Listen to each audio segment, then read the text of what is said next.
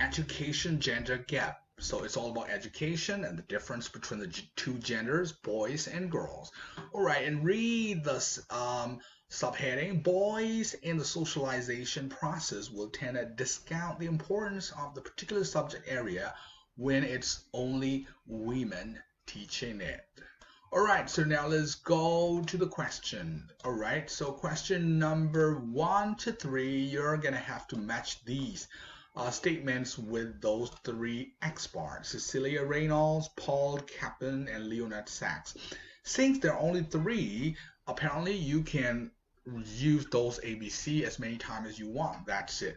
Number one, not all boys and girls follow the general learning patterns, which means that they're always like there's a majority patterns, but there's still a minority of boys and girls who don't really follow the usual pattern.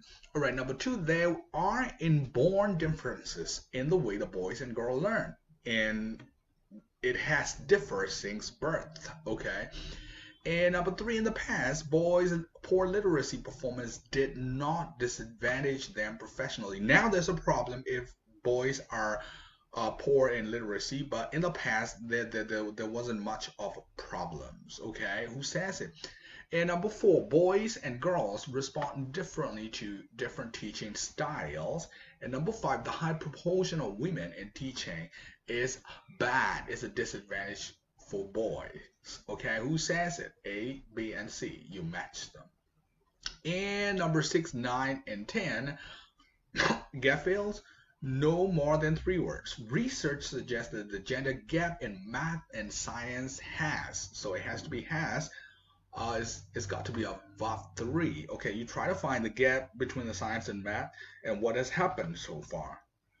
And the proportion of male graduates in Canada, you try to find a paragraph that tells you about the Canada first, and you try to find the proportion of males graduate is, so it's got to be like above ing most likely. Whereas girls enjoy reading about blank, boys prefer non-fiction. You know, non-fiction, right? It's not stories, facts. But here the catch is not reading. It's reading about. So about what? All right. And the rate of blank in the Montreal school with segregated classroom. Segregated means divided. It's like boys only, girls only classroom. In those rooms, something has fallen. The rate of something has fallen. What has fallen? Okay, let's give it a try.